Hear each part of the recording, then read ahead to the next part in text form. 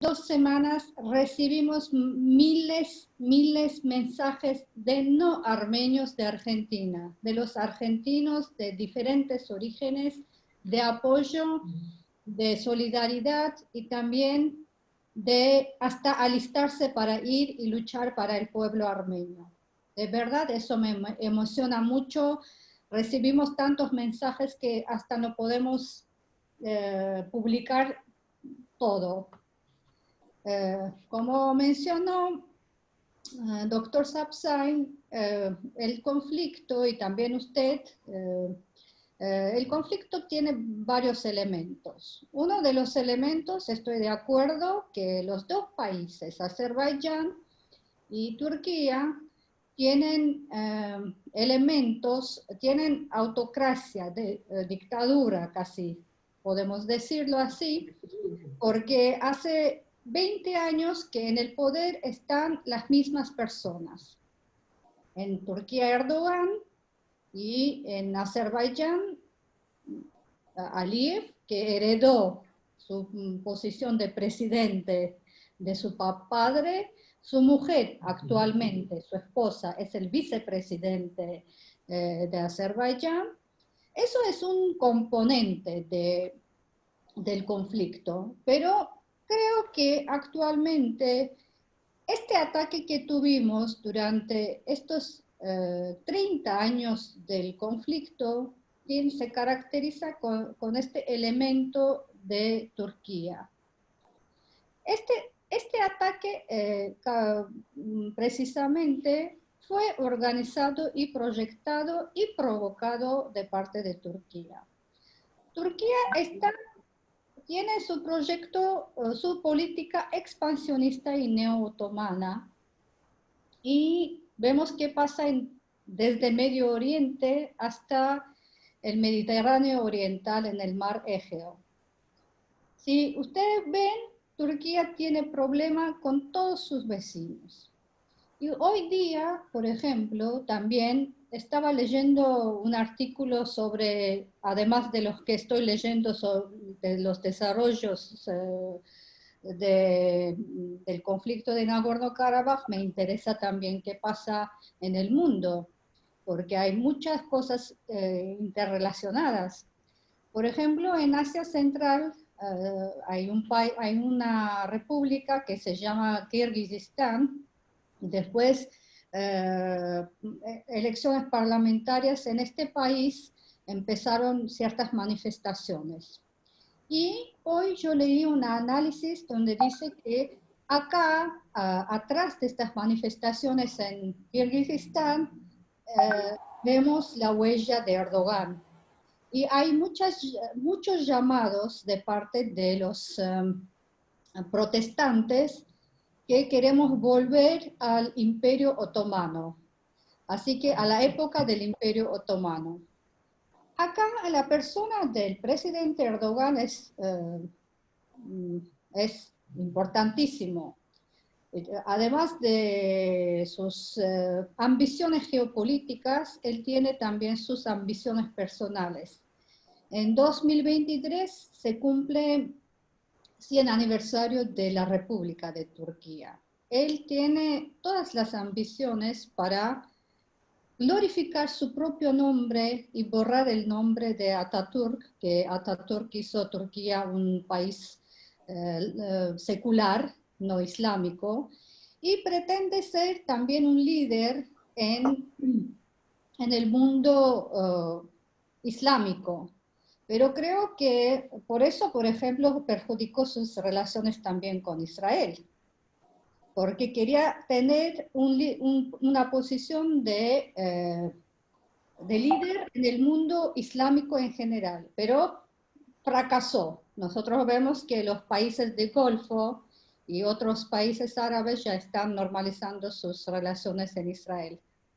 Y ahora, siempre, durante toda época del conflicto de Nagorno-Karabaj, empezando de 1918, que porque este conflicto tiene 100 años de historia, desde 1918 y ahora en esta actualidad, a partir del 1994, cuando se firmó el acuerdo de tregua después de 4 años de guerra entre Nagorno-Karabaj, Azerbaiyán y Armenia, Turquía pretende entrar en el formato del Grupo de Minsk. El Grupo de Minsk, ustedes ya conocen, es el formato de copresidentes de Rusia, Estados Unidos y Francia, representando también la Unión Europea. Y entonces, en muchas oportunidades, los presidentes de Azerbaiyán y también en varias oportunidades, los líderes, los presidentes de Turquía anunciaban que Turquía es un país importante en la región y tiene que participar en las negociaciones de paz. Obviamente, ni Estados Unidos, ni Francia, ni Rusia no van a querer incorporar a un país tan complicado, con tantos problemas y también teniendo en cuenta el hecho del genocidio armenio y en general la actitud de Turquía hacia el pueblo armenio, obviamente también su parcialidad acerca de este conflicto. Obviamente que nunca el Grupo de Minsk ni la Organización de Seguridad y Cooperación en Europa no pueden aceptar para que Turquía entre también en las negociaciones de un conflicto y desestabilizar. En general, el proyecto actual es desestabilizar el Cáucaso del Sur, sacar las decisiones acerca del conflicto de Nagorno-Karabaj de la órbita de las decisiones europeas y occidentales y llevarlo en un ámbito más islámico y asiático donde Turquía tiene protagonismo.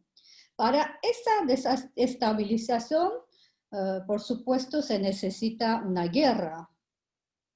Y lo que están haciendo a partir del 12 de julio, que empezaron del territorio soberano de Armenia, de la región norte de Armenia, atacaron la provincia Tavush y tuvimos ataques bastante graves y destruyeron muchas infraestructuras civiles.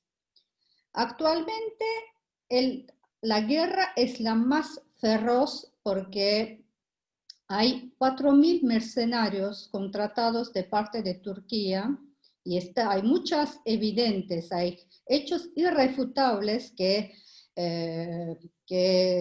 hablan de eso. También los ministerios de defensa de Francia, Pentágono de Estados Unidos y la Cancillería de Rusia también denunciaron que sus servicios de inteligencia, según sus datos, hay 4.000 mercenarios actualmente luchando contra Armenia.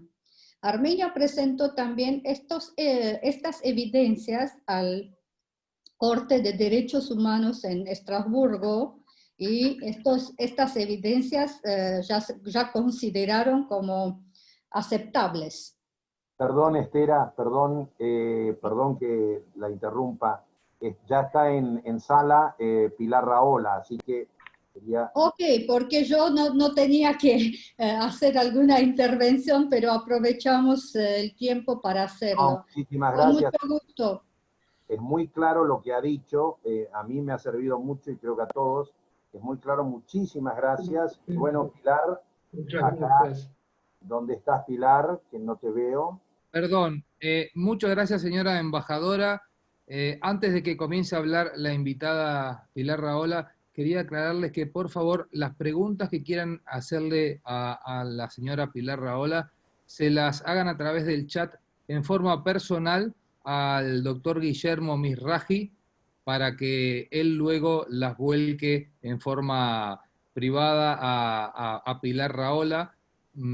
Porque bueno, de esa manera se va a manejar el chat para canalizar mejor todas las dudas, consultas que ustedes tengan. Entonces, abren el chat y seleccionan al doctor Guillermo Misraji para hacerles en privado las preguntas que quieran que él le derive a la señora Pilar Rahola. Muchas gracias. Esto quiere decir, Diego, que me pasa el mando de este Zoom, así que, bueno, a partir de estos minutos tomaré el mando yo. Pilar, ¿estás por ahí? Sí, sí, estoy aquí. ¿Me ven? Ah, hola, hola, bueno, bienvenida, bienvenida. Hola. Muchas gracias. Y bueno, la tribuna es tuya, que es bastante nutrida. Y gracias nuevamente, ya hemos agradecido en tu ausencia, pero gracias por estar con nosotros, con profesores republicanos. Bueno, primero, buenas tardes o buenas noches, no sé, porque ya mis horarios son complicados. Pido disculpas por el retraso, pero estaba en un programa de televisión, no podía antes. Me ha sabido muy mal no poder escuchar a la embajadora, porque estoy convencida que habría iluminado muchísimo más, digamos, las lagunas que podemos tener todos con este conflicto.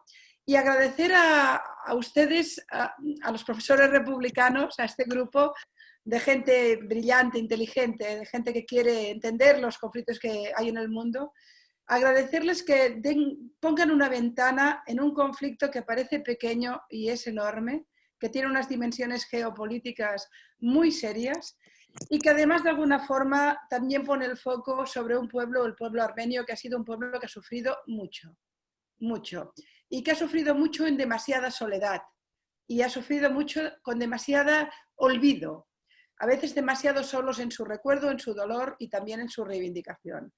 Y en este sentido me siento profundamente orgullosa. Yo tuve, quiero que lo sepa la embajadora, tuve la oportunidad el día de Yom HaShoah en Barcelona, el día del Holocausto judío, se hizo también un acto con la comunidad armenia para también recordar el genocidio armenio y fui la oradora y fue para mí un auténtico honor porque soy de aquellas personas que sin ninguna duda, está convencida que el genocidio armenio fue el primero y además fue una escuela para aprender a matar masivamente.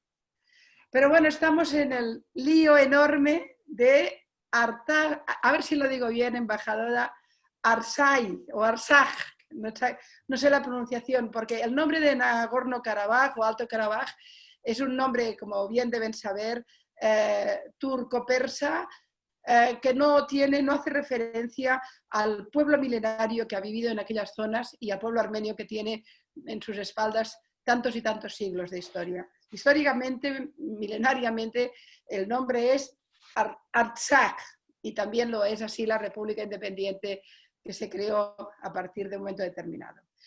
¿Qué ocurre en aquel lugar del Cáucaso? El Cáucaso vuelve a ser un foco muy serio de un incendio muy importante que podría hacernos creer que estamos ante un conflicto muy regional, muy concreto, un tema de autodeterminación de esa región autónoma o independiente, ese territorio disputado entre Armenia y Azerbaiyán y por tanto un tema local.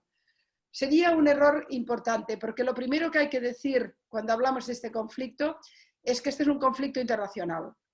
Por supuesto hay una causa, hay un pueblo, hay un dolor, hay una guerra en estos momentos, hay muertos, pero los agentes políticos que intervienen en ella son muchos y cada uno tiene sus intereses y como ocurre siempre con estas situaciones, muy a menudo los intereses pasan por encima de las causas y de los derechos y de las realidades, ¿no? Probablemente el papel más importante, más notorio que hay, que supongo que lo habrán hablado antes, pero permítame que ahonde en ello, el papel más notorio que hay en esta guerra, ya podemos hablar abiertamente, creo, de una guerra, lo tiene Turquía. Turquía es un país que a pesar de que hubo un momento en el que dijo que quería tener 0 conflictos, en realidad está en todos los conflictos y de una forma cada vez más insistente. Fue muy activa y ha sido muy activa en la guerra de Siria. Tiene un conflicto permanente con los kurdos en su territorio, pero también con los kurdos de Siria, los que ha ido a bombardear. Está creando un conflicto muy serio con Grecia en la parte norte de Chipre y además un conflicto gasístico con todos los países del Mediterráneo. También ha enviado tropas a Libia, por tanto estamos hablando de un país que sin ninguna duda quiere intervenir no solo geopolíticamente, no solo tener un papel en la gran mesa de las decisiones del mundo, sino que además lo está haciendo también militarmente. Y no tengo ninguna duda de que ha sido una inspiración bastante importante en el conflicto armado que se está produciendo entre Azerbaiyán y Armenia en las tierras de Artsakh. Me gustaría que la embajadora me dijera si lo pronuncio bien, porque me siento muy mal pronunciando mal el nombre genuino de la zona. ¿Cómo sería, Estera, el nombre exacto? ¿Cómo lo pronuncian ustedes? Buenas noches, muchas gracias. Artsakh. Artsakh. Artsakh. Sí. Los nombres son muy importantes y más cuando tienen muchos siglos en sus espaldas, por tanto voy a intentar ser lo más precisa posible y desde luego no voy a hablar de Nagorno, voy a hablar en todo momento de Artsakh. Porque muchas creo gracias. que Muchas esto gracias. merece el respeto del pueblo que habita en él y que ha sufrido tanto, ¿no? Hablaba pues de Turquía. Turquía es, sin ninguna duda, en este panorama internacional, el país que tenemos que tener como primer elemento a tener en cuenta y además con mucha preocupación, porque ciertamente Turquía tiene primero intereses muy importantes gasísticos y de crudo. Además tiene una voluntad de tener un papel muy determinante en los conflictos de toda la región. Por supuesto quiere el liderazgo no solo de la región de Medio Oriente, sino también, si puede, de todas las repúblicas soviéticas, por tanto influyendo en el Cáucaso. Y además, no sé si conocen ustedes lo que ha ocurrido en los últimos parlamentos, sesiones parlamentarias en el Parlamento turco, donde sorprendentemente, respecto a la voluntad expansionista y militarizada turca, todos los partidos prácticamente se han puesto de acuerdo. Es decir, la extrema derecha turca, los nacionalistas, los islamistas, están de acuerdo en este papel militar que está tomando Erdogan y que está tomando Turquía. Por tanto, yo estoy bastante convencida, y no soy la única analista, es algo bastante común, que Turquía ha sido una inspiración muy seria, cuando no el artífice, de que estallara este conflicto en la zona, y porque además sus intereses, tanto, repito, militares como estratégicos, como gasísticos, la movían hacia ello. Además, por supuesto, como es evidente y bien conocido, su relación con Armenia es una relación de, bueno, en el fondo es una relación de verdugo con víctima, y por tanto su historia ya es una historia muy trágica y muy dura y muy compleja. Y el momento actual, digamos que en esto no lo cambia demasiado, al contrario. Por tanto, Turquía la tenemos situada ahí. Turquía es importantísima. Luego está, por supuesto, Rusia. Rusia es, sin ninguna duda, un aliado natural de Armenia, por muchos motivos. De hecho, alguna vez se ha dicho que incluso es casi un protectorado, en el sentido que Rusia tiene incluso bases militares en la segunda ciudad más importante de Armenia. Tiene una relación muy sólida de muchísimo tiempo y en estos momentos está teniendo una posición extraña. Es una posición que por un lado es evidente que es completamente aliada de Armenia, por el otro, como el territorio de Nagorno-Artsakh no es bien Armenia, se va medio escapando del conflicto y está haciendo aquí un juego un poco de malabares, probablemente con la intención de intentar ser el país que al final intente un acuerdo o que consiga que haya un cierto acuerdo. Putin también, como pasa con el caso turco, quiere tener un papel en la gran mesa del mundo hace tiempo, quiere disputarse el liderazgo internacional con Estados Unidos y con los grandes, digamos, que marcan las pautas internacionales. Y bueno, es evidente que su papel en Crimea, en Georgia, en Ucrania y ahora aquí, pues es un papel que puede ser muy determinante. También lo fue, como bien saben ustedes, en el caso de Siria. Está, por supuesto, Irán. Irán es un país que tiene una excelente relación con Armenia desde, creo, no quiero equivocarme en los términos, pero me parece que reconoció a Armenia muy al principio de la existencia como país, es decir, han tenido siempre una relación estrecha. Y es una relación también importante y sorprendente, porque Irán es un país chiita, Azerbaiyán también es un país chiita, Armenia es un país cristiano, y sin embargo ha habido ahí una relación estrecha, especialmente comercial, pero y también diplomática, muy sólida con Irán, que tiene unas pésimas relaciones con Azerbaiyán, como creo que también es conocido. En ese cuadro aparece de golpe un país que me imagino que a muchos de los que están escuchándonos les puede sorprender, que es Israel. Israel tiene un papel en esta contienda antipático. Oso decir antipático conociéndose como es conocida mi simpatía por el Estado de Israel y por su derecho a la existencia, pero me cuesta mucho entender su posición, aunque entiendo los motivos por los cuales se ha ido produciendo la situación. Israel es un país que necesita, sin ninguna duda, muchas relaciones internacionales, cuanto más mejor, y estableció una relación bastante importante en materia comercial, pero también y sobre todo militar, con Azerbaiyán desde hace muchísimos años. Es un hecho indiscutible e incuestionable y además absolutamente demostrado que, de la misma manera que Turquía está enviando, como decía la embajadora, mercenarios sirios a luchar contra los armenios, por cierto, también envía mercenarios sirios a Libia, es decir, está enviando mercenarios a dos zonas de conflicto.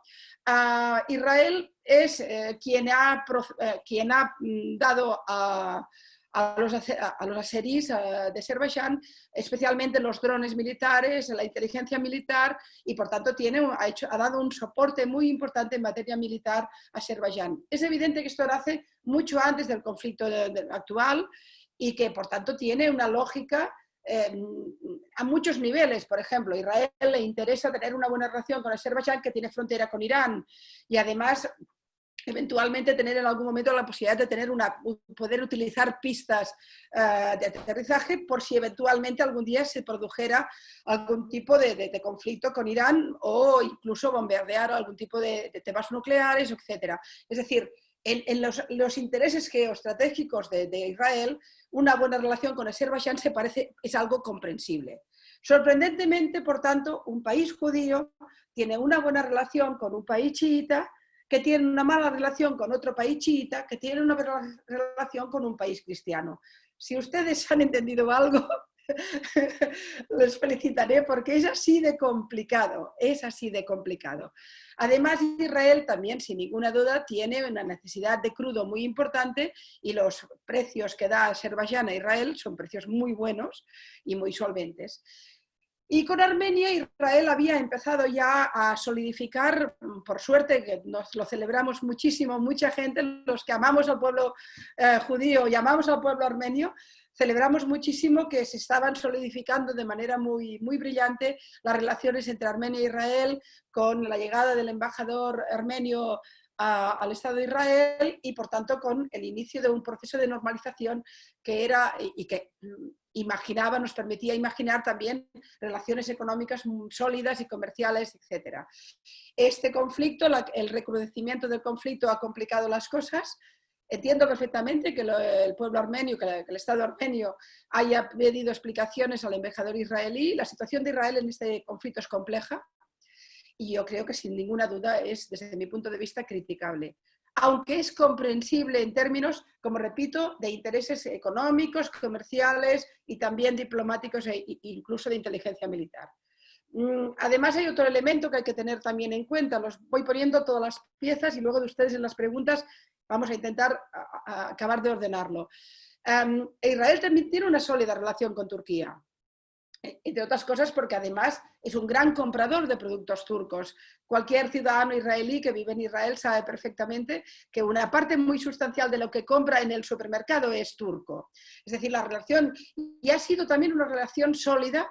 En algún momento se puso más compleja cuando hubo, por ejemplo, lo de la flotilla de Gaza, y algunos donde Erdogan financió esa flotilla contra Israel, que hubo un momento de tensión, pero por el resto parecía que la relación de Turquía, que históricamente ha sido relativamente buena con Israel y comercialmente muy importante, era sólida. La aparición del segundo Erdogan, el Erdogan después del golpe de Estado, el Erdogan que se refuerza ideológicamente, pero también presidencialmente, y que ya muestra al mundo con toda su crueza la voluntad de expansionismo, de volver a recuperar el ideal del Imperio Otomano. Hablamos de esto en realidad, estamos hablando distinto, no sería el Imperio Otomano, sería la capacidad de tener influencia en los viejos territorios del Imperio Otomano. Ha hecho que la relación con Israel continúe siendo sólida y comercialmente importante, pero ya se miran un poquito más con resquemor, y además el papel de Turquía en Siria también ha sido el que ha sido, ¿no?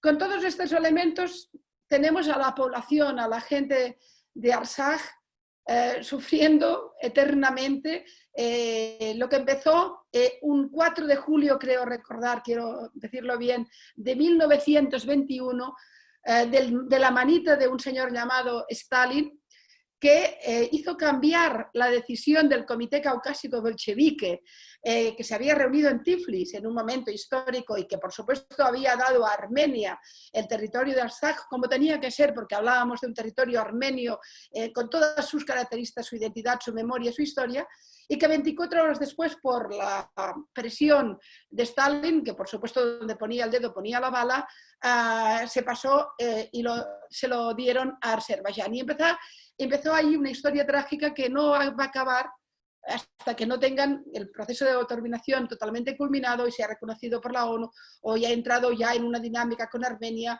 y puedan ser el pueblo que quieren ser, sin el peso específico permanente, la presión y el intento de dominio y el conflicto permanente con los azeríes, que poco tienen que decir en aquel territorio, porque ese territorio nunca ha sido ni chiita, ni musulmán, ni por supuesto azerbaiyánés. Pero no sé si paro, porque Guillermo, tú sabrás, yo sabes que empiezo a hablar y no paro y quizá hay muchas preguntas. No te escucho. Tienes la voz, tienes que poner tu voz. Sí, sí. Ahora.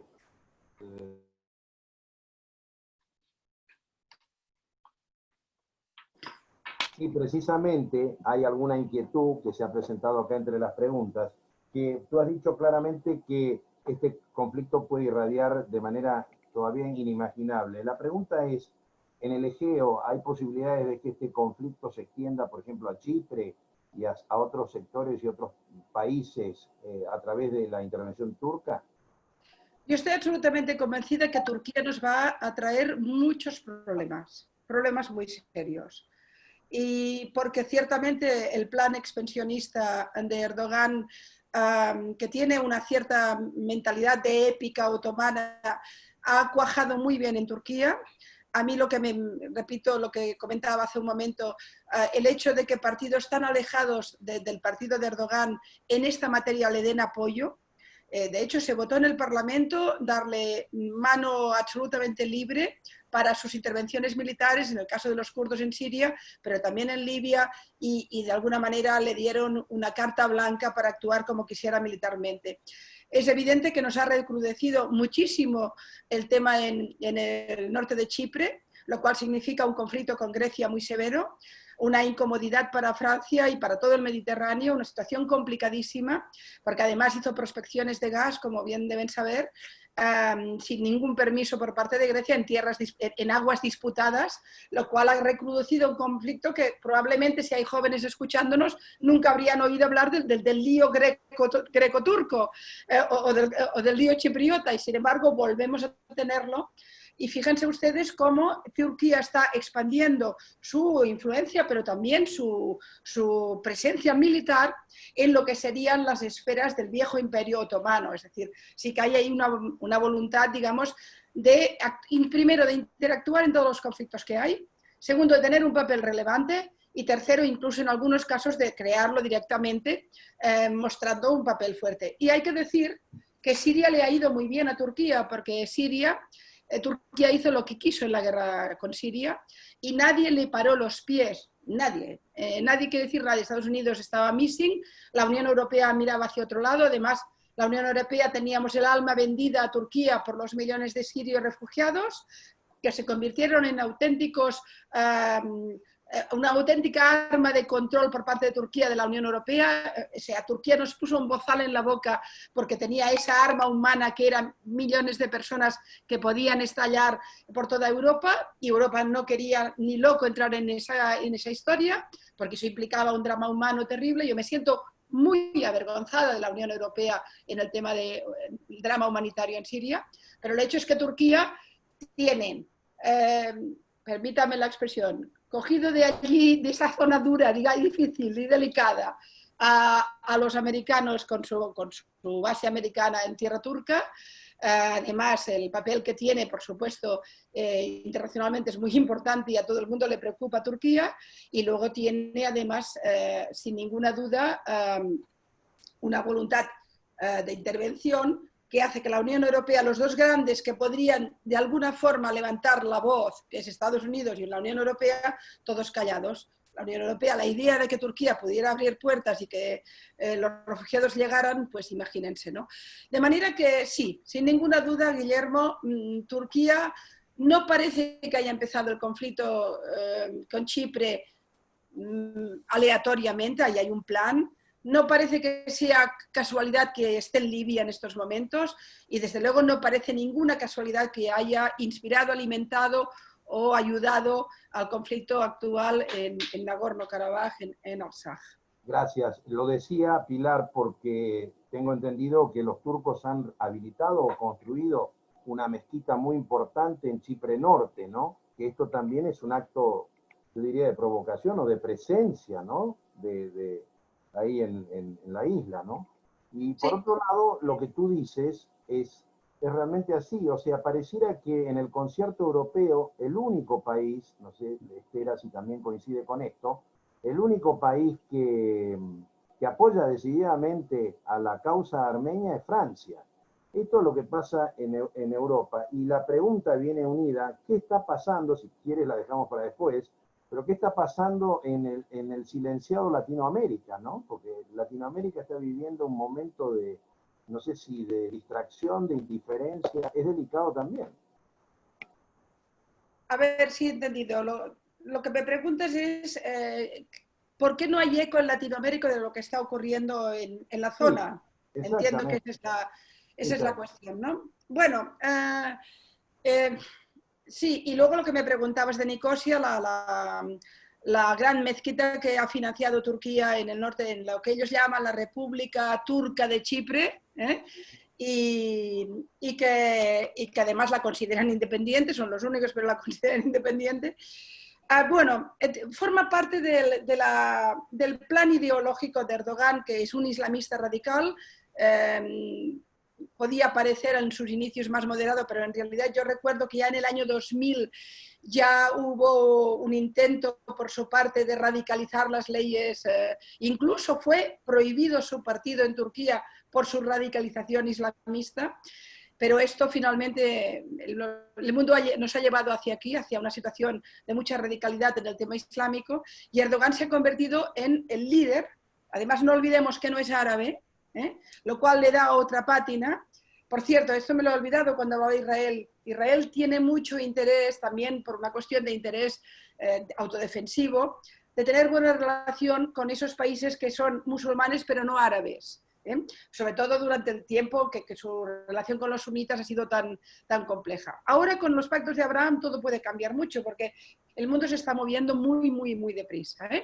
Pero lo cierto es que en ese plan ideológico de la creación de otro gran imperio, un imperio distinto lógicamente, pero otro gran imperio, no solo en lo militar y en la influencia política, sino también en la voluntad de marcar las pautas en el terreno religioso, ha llevado a Erdogan a dos actos que son los dos preocupantes. Uno ha sido la transformación de Sofía, en fin, la mítica Sofía, patrimonio de la humanidad y por tanto que debería haberse mantenido siempre como lo que era un testimonio vivo de 2000 años de historia, o 1000 y pico años de historia, lo ha reconvertido en un templo musulmán, saltándose, digamos, todos los acuerdos y todo lo que tenía que ver con el hecho de ser precisamente patrimonio de la humanidad. Fue un gesto de provocación y nadie levantó la voz. El problema con Turquía es que nunca, nunca nadie le levanta la voz. Son impunes. Y luego han hecho esta gran mezquita en el norte de Chipre, en la capital, que también ha sido una provocación, porque hablamos de un territorio donde siempre musulmanes y cristianos se han llevado bien, no ha habido problemas de convivencia, pero nadie tampoco ha querido ser más que nadie. La mezquita es, búsquenla ustedes en Google, es una ostentación brutal y tiene esa vocación de aquí estamos nosotros, esto es el Islam, y además el padre del Islam es Turquía, ¿no? Y va pasando las cosas y algún loco como yo hacemos un artículo en un lugar, en un periódico, pero en fin, la impunidad de Turquía, no se olviden ustedes que llegaron a entrar en territorio sirio para bombardear a los kurdos de Siria y nadie les dijo nada, es decir que... Y luego respecto al tema de Latinoamérica, A ver, es que Latinoamérica hace mucho que se ha olvidado del mundo, aunque el mundo también se olvida de sí mismo. Es decir, este conflicto, fíjense ustedes, lo estamos hablando porque ustedes son gente muy leída y que tienen mucho interés en lo que ocurre en el mundo, pero seguramente si le han comentado a otras personas que ahí íbamos a hablar del conflicto del Cáucaso, los habrán mirado con una mirada muy rara, pero ¿qué cosas hacéis? Y yo lo he dicho ahora en mi programa de televisión, digo, me voy corriendo porque tengo una conferencia para hablar del conflicto del Cáucaso y también me han mirado raro, pero ¿qué se te perdió ahí, no?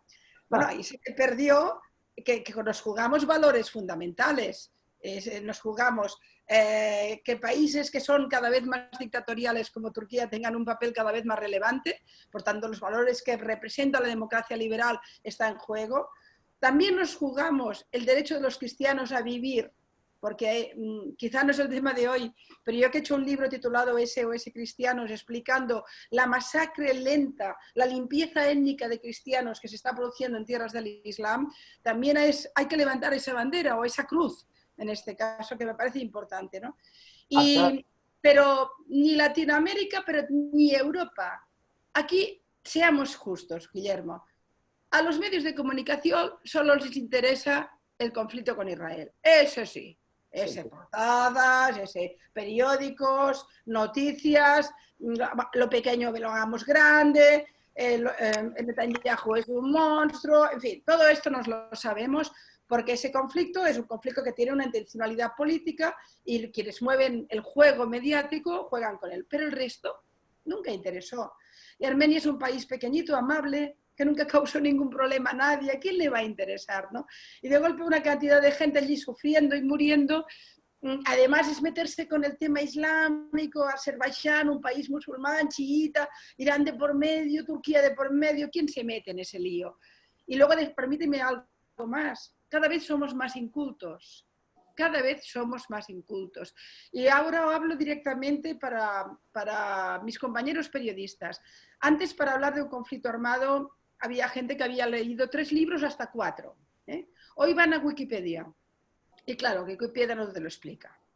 Es decir, y entonces hablar de estos conflictos complejos, donde estamos jugándonos el equilibrio de poder del mundo, pero que tampoco no entendemos ni sabemos nunca cómo ha nacido, pues ¿qué me explican? Pero si los armenios aún están luchando para que todo el mundo reconozca el genocidio. Y seamos claros, hay países que no han reconocido el genocidio por miedo a Turquía, por no molestar a los turcos, porque los turcos no se enfaden, Israel mismo. Yo tengo un dolor inmenso con Israel en este tema. Me parece inconcebible que un pueblo que ha sido tan brutalmente perseguido y masacrado como el pueblo judío no le dé la mano en este terreno a un pueblo que fue muy masacrado, que además tiene todas las connotaciones de un genocidio. No acepto ahí un debate.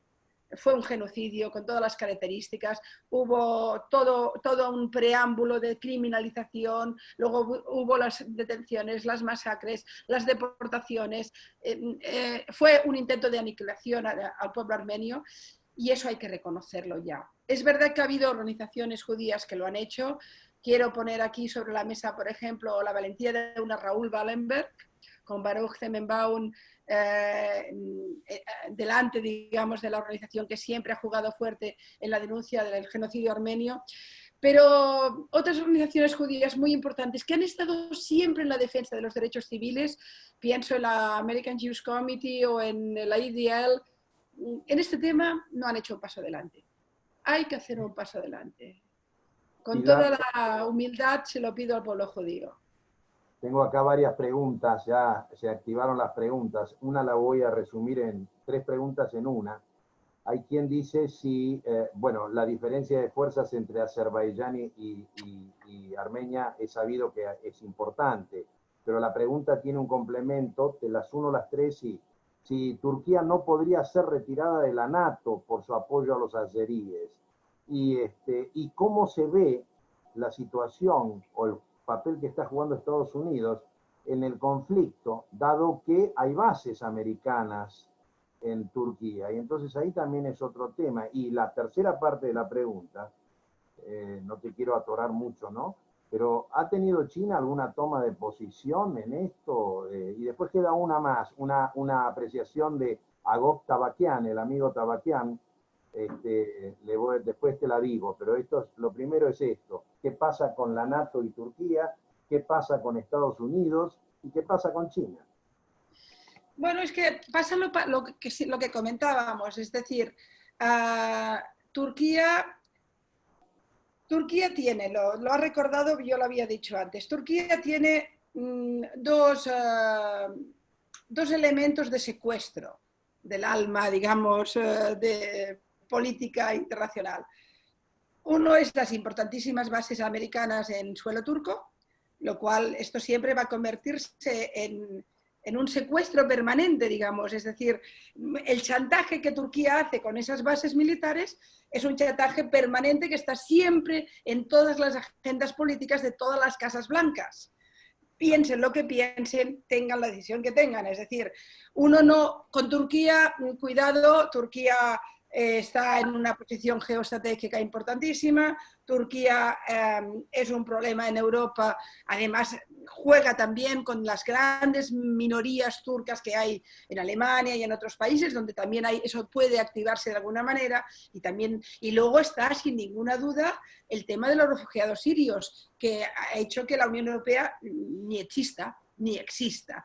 De manera que yo soy pesimista al respecto, yo creo que la NATO no tiene mucho que decir, quizás si esto se recrudece, veremos qué ocurre, pero la posibilidad de que Turquía tenga algún tipo de castigo por su posición en este conflicto, sinceramente creo que hay que ser muy ingenuo para pensarlo y sería la primera sorprendida si ello ocurriera. Estados Unidos pasa un poco lo mismo.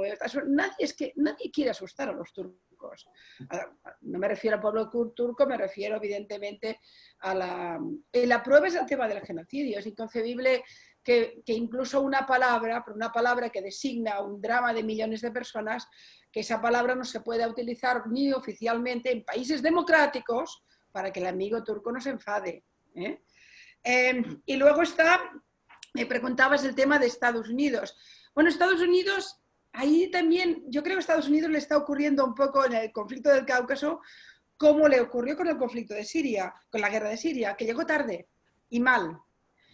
Es decir, yo creo que la política exterior del actual gobierno americano en algunos aspectos puede considerarse exitosa. El caso antes de los acuerdos de Abraham son de una gran importancia y ahí se ha demostrado un coraje y una valentía en tomar las riendas de una situación que era muy compleja y puede cambiarnos el panorama en la región de Medio Oriente. Yo ahí soy optimista, pero tuvo un papel muy triste en el caso de la guerra en Siria y de momento me parece que tiene el mismo en este conflicto, que va a pasarle Rusia la mano por la cara al final, porque los Estados Unidos es que Turquía es Turquía y de ahí que Erdogan vaya creciendo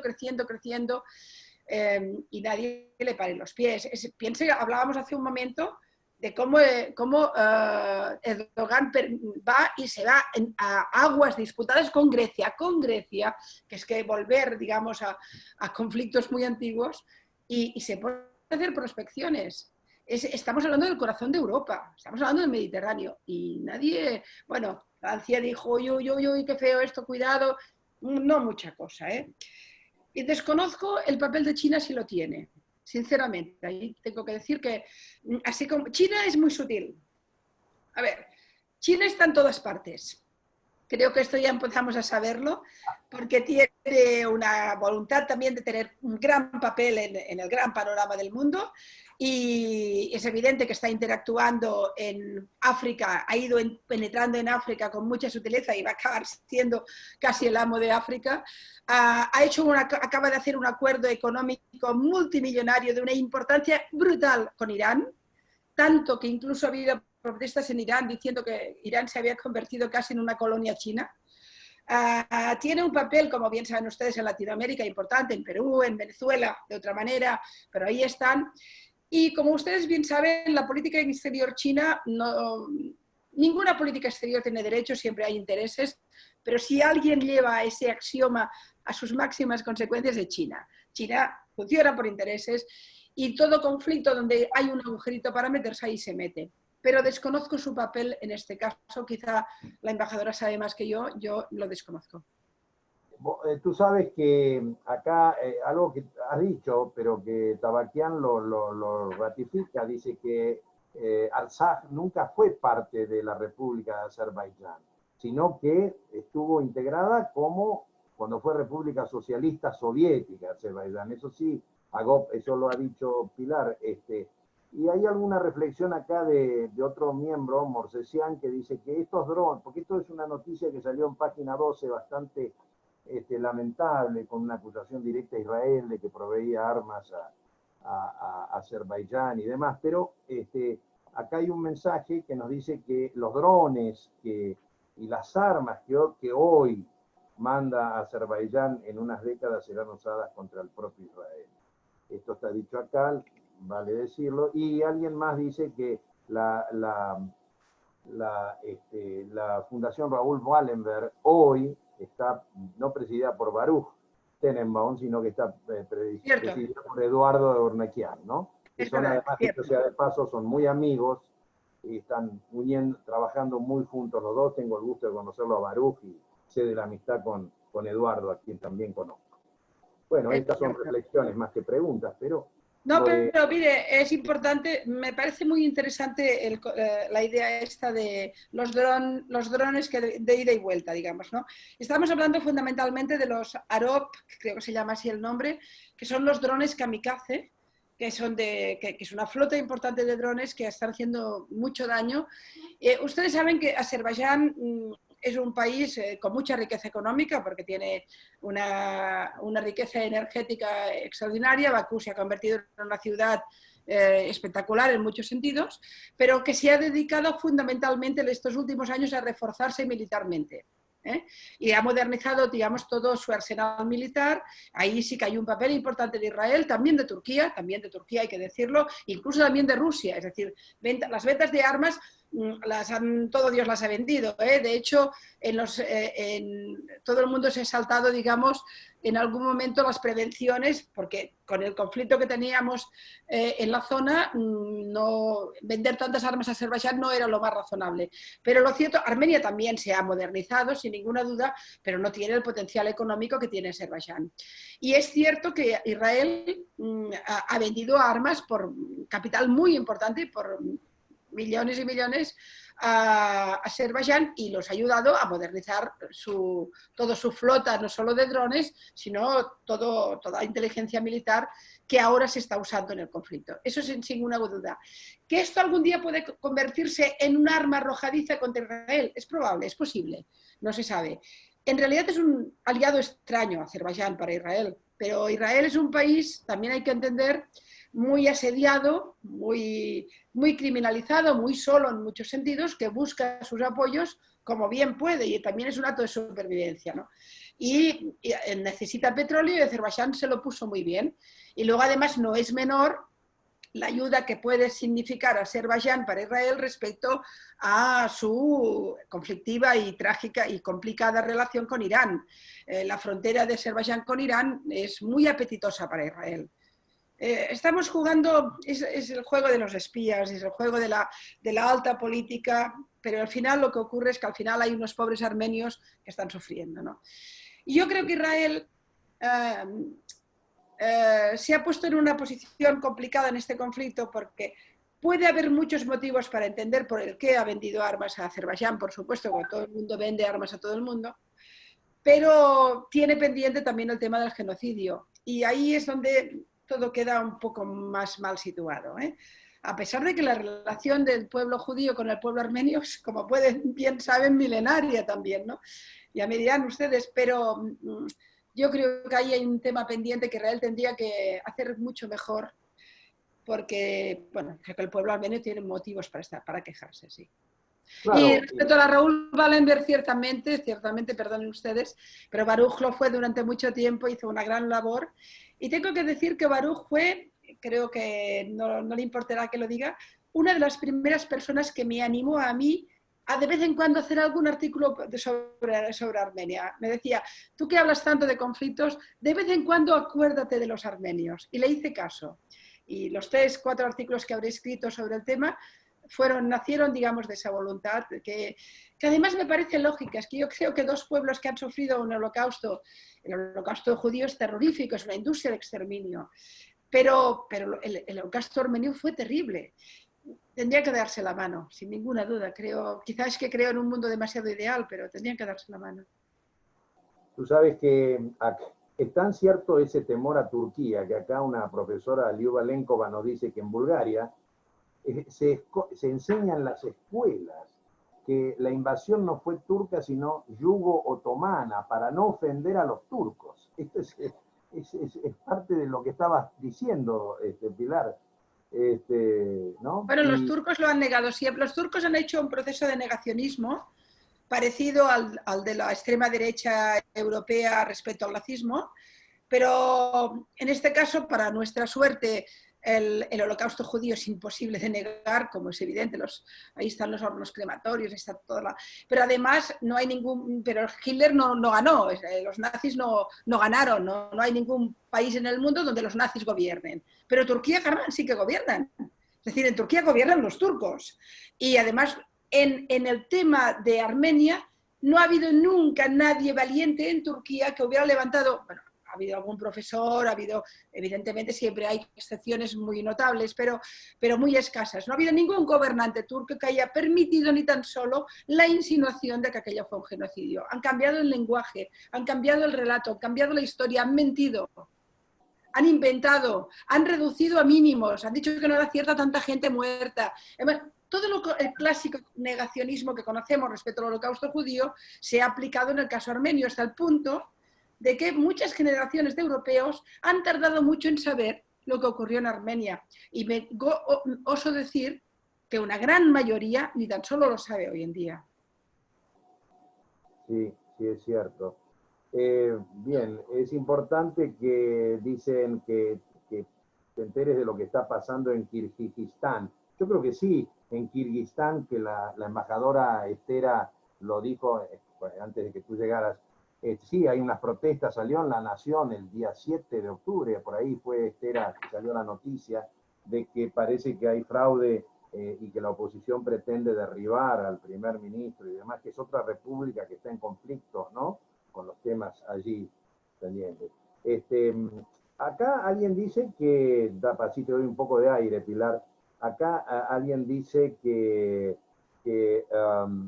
si bien Israel como Estado no quiere ganarse un enemigo que es Turquía, debería reconocer las instituciones el genocidio. Yo creo y lo he oído, que hay muchas instituciones judías que reconocen que el pueblo armenio sufrió un genocidio. Pablo, esto lo han dicho y instituciones importantes. Esto es lo que hay que tener en claro, ¿no?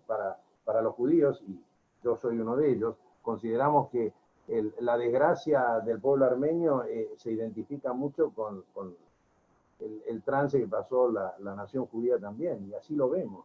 Es que piensa que incluso, bueno, hubo persecuciones terribles de azeris contra armenios. Hubo un pogrom, parece que el pogrom de Sungayit, creo recordar, que fue un pogrom terrible. Y a partir de un momento determinado lo que se produce es abiertamente un genocidio. Es decir, los armenios han sufrido pogroms y han sufrido persecuciones por parte de los azeris y por parte de los turcos a lo largo de la historia, con matanzas muy importantes. Pero la gran matanza que se produce a partir del 1900, perdón, 15, ahora no quiero equivocarme en la fecha, creo que es el 15 si no me equivoco. A partir de ese momento, ahí sí que se habla abiertamente de un genocidio con todas las características del genocidio. Estamos hablando de tranquilamente 2 millones, 3 millones de personas. Y en la cifra más baja hablaríamos de como mínimo 1,5 millones de personas exterminadas, que sin duda son más. Considerar que eso no es un genocidio, las largas marchas con las personas muriendo por los caminos, por los desiertos, muertos de hambre, de enfermedades, las palizas, las torturas, los secuestros, las matanzas sistemáticas. Bueno, claro que es distinto al genocidio nazi. Es distinto porque cada pueblo y cada víctima tiene su historia y su momento. Pero es evidente que hablamos... Europa ha vivido 3 genocidios. Eso tenemos que tenerlo muy claro, y si no, estamos mintiendo la historia. El genocidio armenio es el primero, lo que se entiende por genocidio. El holocausto judío es el segundo, y el tercero, por supuesto, es el de Ruanda, que tampoco ha interesado mucho, tampoco, porque es África, que también queda lejos. Al final, fíjense ustedes que cualquier cosa que pasa en el mundo interesa o no interesa en función de cuál es la víctima y de qué poder tiene la víctima, ¿no? Y las víctimas armenias tienen poco poder. Es que es tan cierto que el genocidio, yo me permito decirles que el genocidio armenio comienza incluso a finales del siglo XIX con el sultán Mehmed, que también generó un genocidio espantoso ahí, que de ese no se habla. Y a eso se le puede sumar un lugar, un territorio, que es el territorio embajadora de Najicheván. El territorio de Najicheván fue raliado de armenios antes del 15 y se lo limpió de armenios también. Ese es otro genocidio. No sé, acá está Roberto Malcachian, también un estudioso profundo, que puede confirmar lo que estoy diciendo. Y de Najicheván hoy quedó limpio de armenios y nadie dice nada. Y es una región que, ese también es un tema a tener muy en cuenta. Es que yo creo que no hay ninguna duda de que el pueblo judío ha sido un pueblo perseguido durante 2000 años de una manera atroz y terrible. Yo tengo una frase que escribí hace mucho tiempo que aún sirve, ¿no? Que lo resume así. Primero les dijimos, no pueden vivir entre nosotros como judíos. Después les dijimos, no pueden vivir entre nosotros, y los expulsamos. Y al final les dijimos, no pueden vivir. La historia de la persecución al pueblo judío, que es una historia europea, y es una historia, hay que decir aquí, cristiana, o empieza, digamos, es una historia terrible. Pero después del pueblo judío, si hay un pueblo que ha sido perseguido y ha sufrido en silencio y en el olvido, es el armenio. Y ahí sí que los azeris han sido terribles, los turcos han sido terribles. No olviden además que Turquía y Azerbaiyán son prácticamente, hablan, bueno, Erdogan con el único presidente de gobierno del mundo que puede hablar la misma lengua es con el presidente de Azerbaiyán. Es decir, la lengua son primas hermanas, es como el portugués casi y el castellano, son pueblos hermanados en muchos sentidos y desgraciadamente los armenios han tenido a los dos encima en múltiples ocasiones en la historia. Yo creo que sí que el mundo tendría que levantar la voz por los armenios, sin duda. Bueno, vamos a ir cerrando porque ya es tarde y Pilar tiene que irse a la cama. Yo estoy un poco ya de baja, la verdad es que ya estoy... la última... por cierto, déjame decir una cosa, Guillermo. Cuando hablábamos de organizaciones judías que sí que han reconocido el genocidio, creo que hubo un viaje importante en el 2004 o 2005, me parece, del gran rabino de Jerusalén, Armenia, donde no, o sea, sus palabras permitieron imaginar que estaba reconociendo el genocidio. Ahí fue quizá muy más explícito. Pero de todas formas aún estamos lejos, estamos lejos. Yo pensaba que con las nuevas relaciones, las relaciones ya tan sólidas, diplomáticas entre Armenia e Israel, avanzábamos hacia ese camino. La propia Knesset israelí varias veces ha estado a punto de plantearlo, pero siempre se acaba torciendo. Y yo creo que ahí está la manita turca, ahí está Turquía. ¿Crees, Pilar, que Azerbaiyán es un estado ficticio creado por cuestiones geopolíticas? Bueno, yo no me veo capaz de poner en cuestión los estados que ya existen.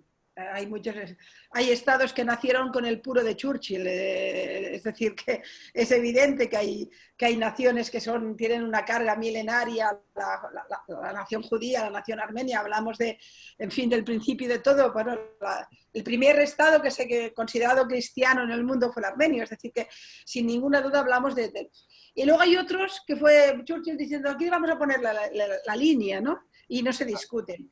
En este sentido, yo tampoco me veo capaz de discutir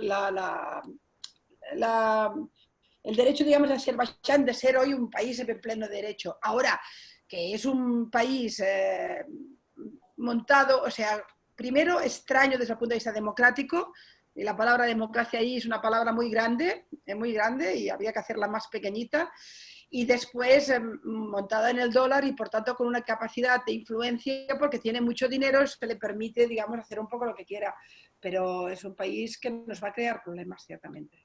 Bueno, muchísimas gracias. A lo mejor lo que debería hacer el mundo con valentía es reconocer internacionalmente a Artsaj, ¿no? Esto también sería una cosa, es una asignatura pendiente, ¿no? Yo, Pilar, sinceramente te Pero ahí está agradezco. otra vez Turquía, ya no es Azerbaiyán. Es ahí, ¿quién le dice a los turcos que en un enclave que tienen interés, porque tienen interés en tener un papel geopolítico allí, bueno, todo lo que tenga que ver con Turquía, nos paralizamos, nos paralizamos. Es como una guerra fría, es como otra guerra fría. Sí, efectivamente. Bueno, Pilar, muchísimas gracias por este apoyo que nos has dado, que has dado a la nación armenia. Yo no hablo del Estado armenio, hablo de la nación armenia, porque el concepto de nación es mucho más abarcativo, incorpora a toda la grey armenia del mundo, a la diáspora, a los que están en el Estado armenio. Es la nación armenia la que hay que preservar. Con Además esta charla... es que nunca crean conflictos. Además es que es una nación amable con el mundo. Es decir, no son de son los que se han defendido y han acostumbrado a ser las víctimas. También por eso tendríamos que tener una cierta sensación de responsabilidad y de corresponsabilidad con su dolor, ¿no? Así es. En fin, he Bueno, estado feliz de estar con vosotros, de verdad. muchísimas Y bueno, y a gracias. la embajadora mucha suerte, Esther, porque creo que van a venir tiempos difíciles. No, ojalá esto se pare. Mi impresión a día de hoy es que va a ir a peor y no tengo muchas esperanzas de que haya demasiada reacción del mundo, por lo que voy viendo. La Unión Europea está missing, Estados Unidos está navegando, Rusia está ahí, Irán está ahí, en fin, yo creo que va a ir a peor. No sé. Embajadora, ¿usted quiere decir algo como cierre? Sí, mucho coincidió con Pilar porque hizo un análisis bastante amplio de lo que pasa no solamente en la región del Cáucaso, sino en gran región abarcando también Medio Oriente, Israel. Así que yo puedo pasar por los puntos, pero para cerrar, porque estamos cerrando ya, digo que en ese momento estoy también bastante pesimista porque después de 11 horas de negociaciones en Moscú entre los cancilleres de Armenia, Azerbaiyán, bajo el auspicio del canciller de Rusia, ayer, 11 horas sin intervalo estaban negociando para una tregua con objetivos humanitarios de 72 horas. Ni duró ni 5 minutos. Hoy día Azerbaiyán este ataque, también esta guerra va a ser un problema para Azerbaiyán mismo, para su soberanía, porque hoy Turquía trata a Azerbaiyán como una de sus provincias. Si hasta hoy día, hace 2 semanas que estamos en la guerra, el presidente de Azerbaiyán no habló nada de paz o de posible tregua. Habló solamente de incorporar a Turquía en las negociaciones, en el formato de negociaciones. Así que ahora está en peligro la misma soberanía de Azerbaiyán. Turquía lo va a tragar también, así que es un peligro. No duró ni 5 minutos porque hoy en todos los medios de Turquía criticaron a Ilham Aliyev, a presidente de Azerbaiyán, por aceptar el acuerdo de tregua por objetivos humanitarios y también por firmar un documento donde se dice que el formato de las negociaciones pacíficas no se cambiará. Eso es la primera victoria de Rusia ante Turquía, donde se dice que las partes se acuerdan que el formato de negociaciones no se cambia. Así que hoy ni duró 5 minutos la tregua humanitaria, ni 5 minutos. Y hoy día yo no tengo ningún tipo de optimismo y tengo el olor, es mi suposición, es mi opinión personal, no es una información oficial, sino mi análisis personal, que yo no descarto que Rusia va a intervenir militarmente, aunque desde el principio Azerbaiyán y Turquía estaban provocando con estos ataques, primero en julio y después ahora, para que intervenga Rusia militarmente. Eso sería una excusa para que ellos amplíen sus operaciones militares en Armenia.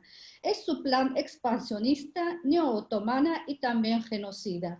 No una vez que el presidente de Erdogan, el canciller de Turquía, declararon que hasta van a bombardear la planta atómica de Armenia. Solo la existencia de declaración, nosotros sabemos que, aunque yo no descarto que están capaces de hacerlo, pero sí, solo la declaración ya mismo significa que es un plan genocida también hoy día, que en 1915 el gobierno de jóvenes turcos no fue, el genocidio del 1915 no fue suficiente para Turquía, que hoy día siguen el mismo plan, el mismo negacionismo y con todas sus acciones diplomáticas, políticas, militares indican que están implementando, quieren finalizar su plan genocida.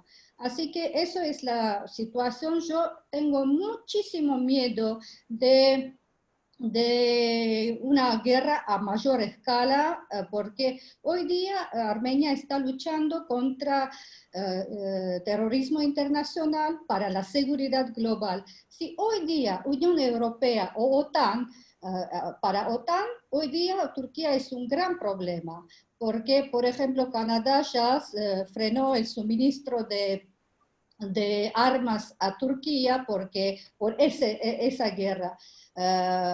Alemania ya hace unos años que está retirando su base militar, pero Turquía tiene el segundo ejército más grande de OTAN y hoy día tiene 435 efectivos, 435.000 efectivos. Sí, es el segundo más grande después de Estados Unidos. Pero hoy día la política agresiva de Turquía contradice a la política de defensa de OTAN.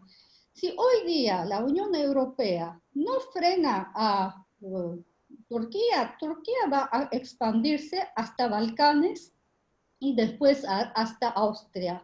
Así que eso es su proyecto neo-otomano imperialista genocida.